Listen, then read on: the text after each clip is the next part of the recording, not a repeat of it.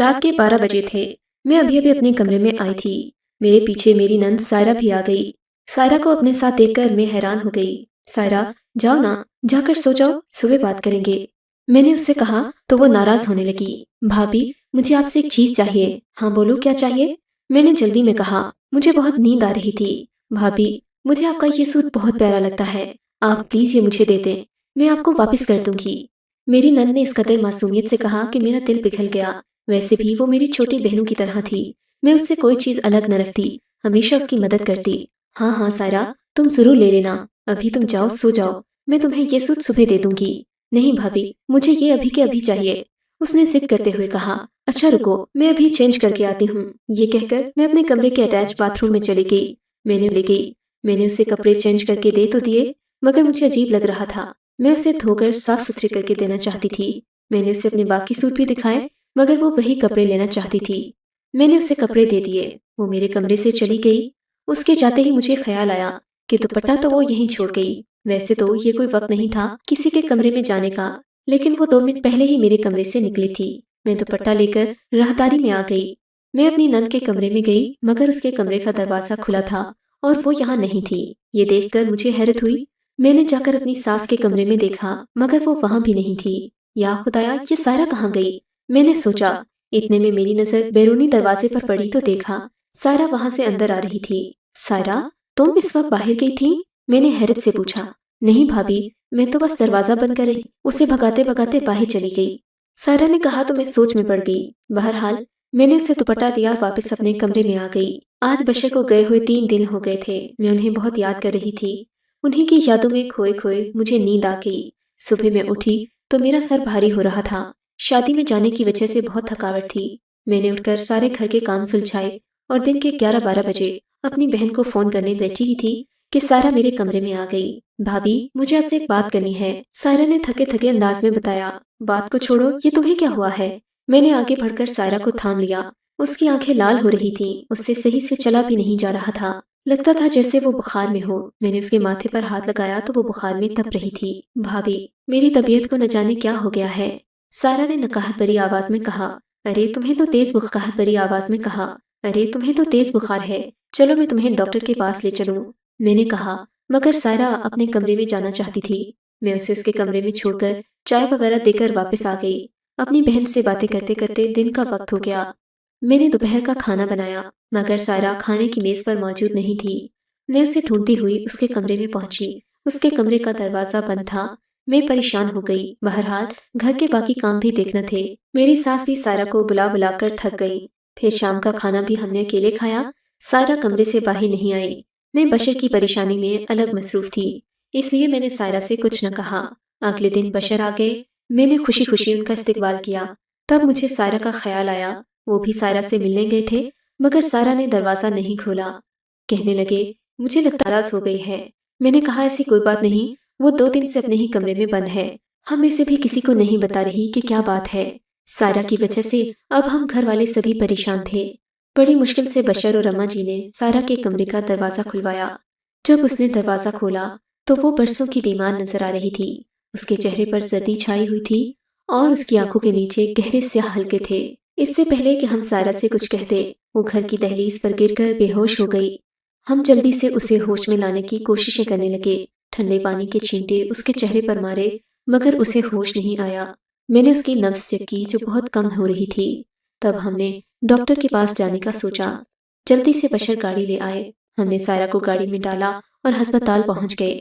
وہاں جا کر دیکھا تو سائرہ کو ایمرجنسی وارڈ میں داخل کروا دیا گیا۔ ایک دم سے ایسی کیا ایمرجنسی ہو گئی، ہمیں تو کوئی سمجھ نہ تھی۔ ہم ڈاکٹر کے پاس گئے، ڈاکٹر نے بتایا کہ سائرہ کی حالت نازک ہے، اسے 24 گھنٹے ICU میں رکھا جائے گا، اس کے بعد ہی کوئی فیصلہ ہوگا۔ بشر اور اماں جی مجھے کوسنے لگے، بولے تو نہیں اسے کچھ کہا ہوگا، ورنہ وہ یوں خود کو کمرے میں بند نہ کرتی۔ میں اماں جی اور بشر کی بات کا کیا جواب دیتی؟ میرے پاس کوئی بات نہ تھی، میں تو صرف اپنی نند سے بہنوں جیسی محبت کرتی تھی۔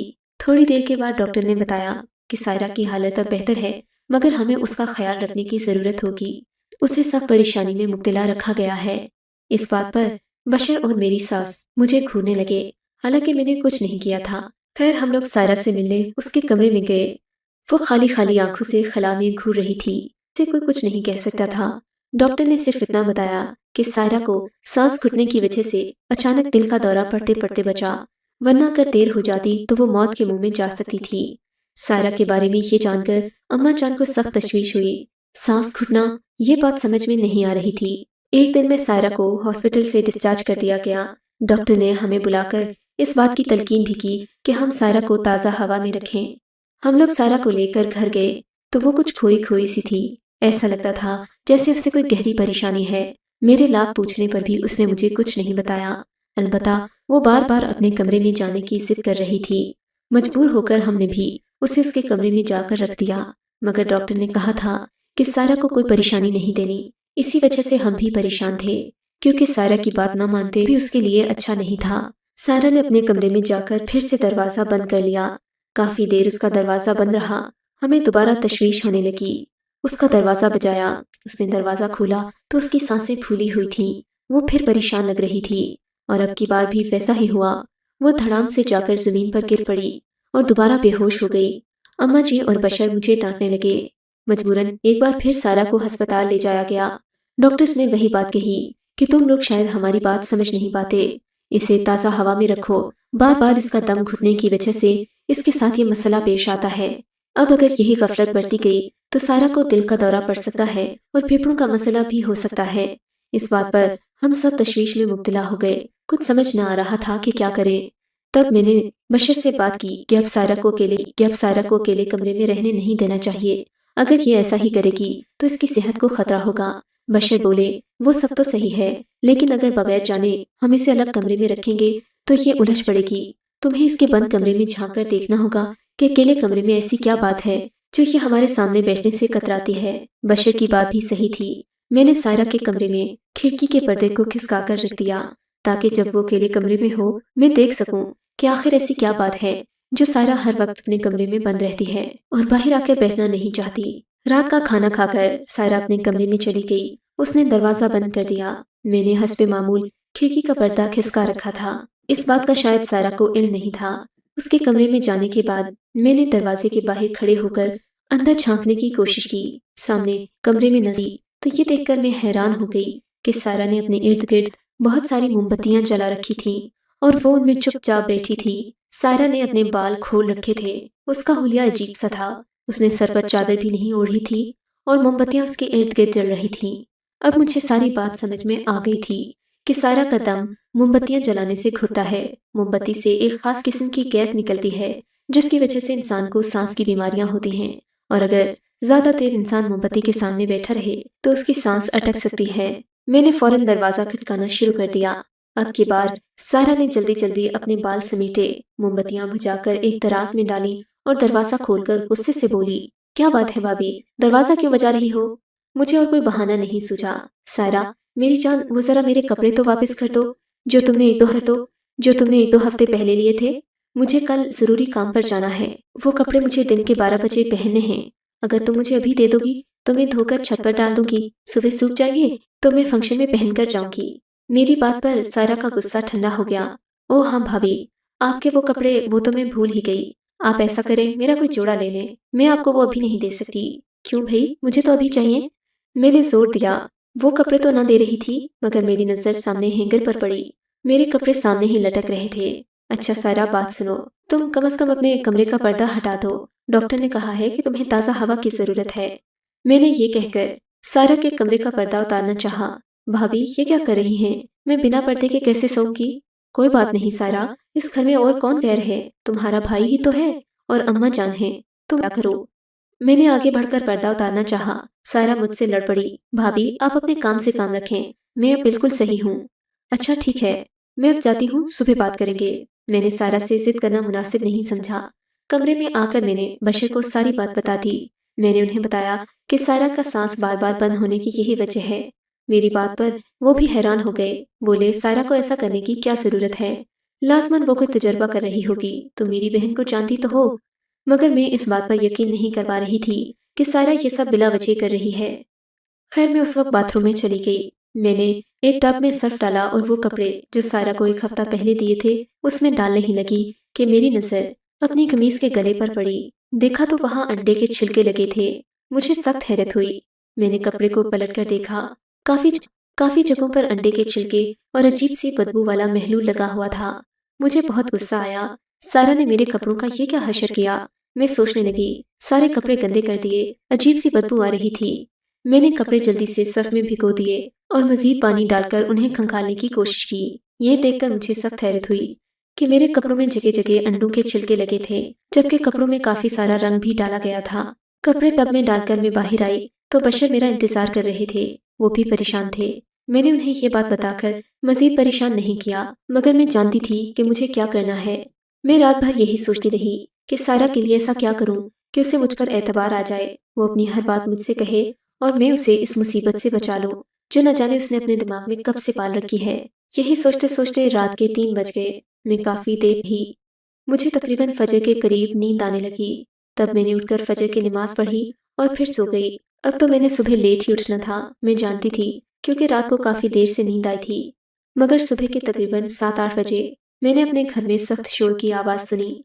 मेरी सास रो रही थी, जबकि मेरे शौहर भी ऊंची आवाज में बातें कर रहे थे। मैं फौरन गड़बड़ाकर उठी।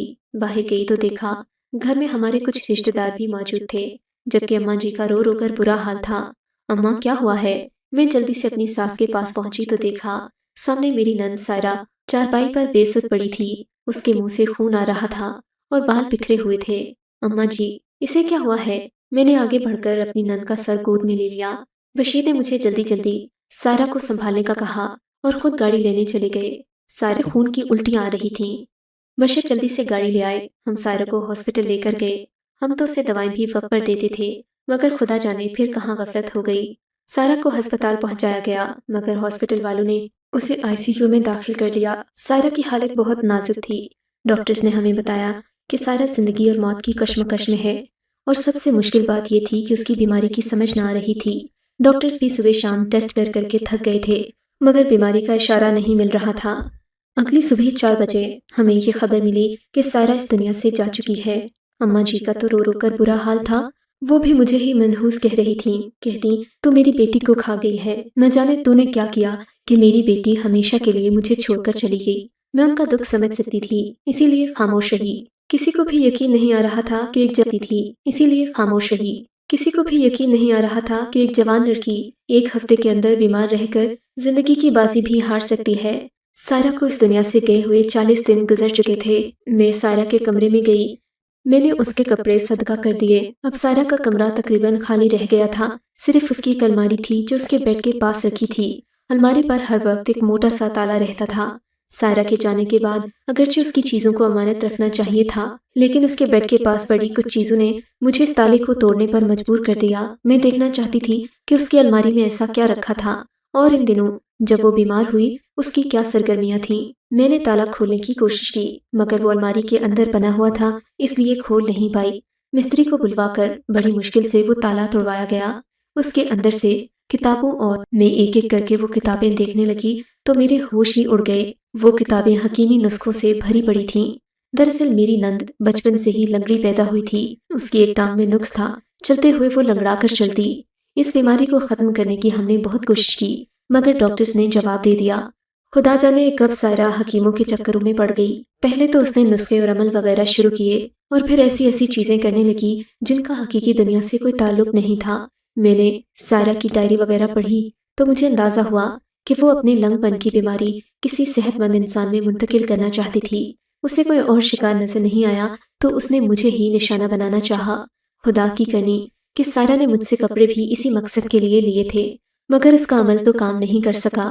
अलबत्ता मोमबत्तियों और दीगर चीजों के इस्तेमाल की वजह से उसे सांस की तकलीफ हो गई। सायरा को बर वक्त इस बात की समझ नहीं आ सकी, क्योंकि वो इन चीजों को सिर्फ और सिर्फ जादू का असर समझती रही।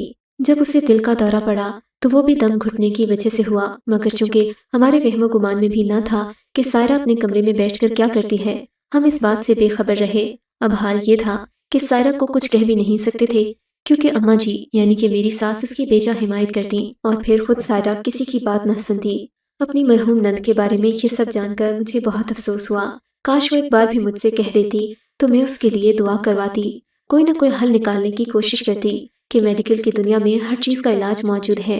مگر اس نے غلط راستہ اپنایا اور اپنی بیماری مجھ میں منتقل کرنے کی کوشش کی۔ خدا ایسے لوگوں کو ہدایت دے اور ہدایت کے ساتھ ساتھ صبر بھی دے کہ وہ بجائے اس کے کہ وہ ان کمیوں کو حل کرنے کے لیے کسی آسان راستے کو تلاش کریں۔ اب سب سے درخواست ہے کہ میری مرحوم نند کی مغفرت کے لیے دعا کریں۔ میں اسے دل سے معاف کر چکی ہوں، چاہتی ہوں کہ خدا تعالیٰ بھی اسے معاف کر دے۔